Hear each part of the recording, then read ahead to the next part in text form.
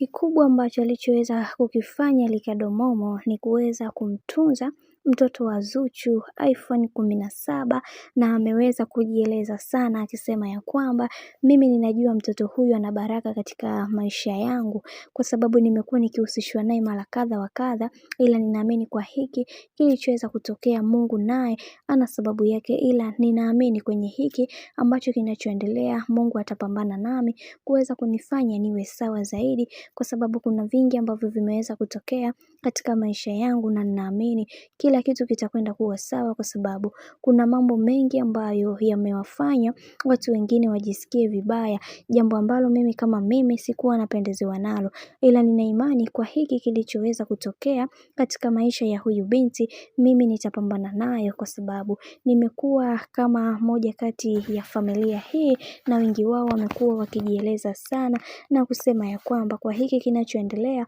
Mungu atasimama upande wangu, kwa sababu nimehusishwa na kumdhihaki bibiye Zuchu kwa namna moja ama nyingine, ila ninaamini kwa haya anayoyapitia Mungu atasimama naye kumfanya kuwa strong zaidi, kwa sababu kuna vingi ambavyo vimeweza kutokea, ila ninaamini kwa hiki kilichoweza kutokea Mungu atakuwa upande wa bibiye Zuchu. Atuvumilie si kama mashemeji, tumekuwa watu ambao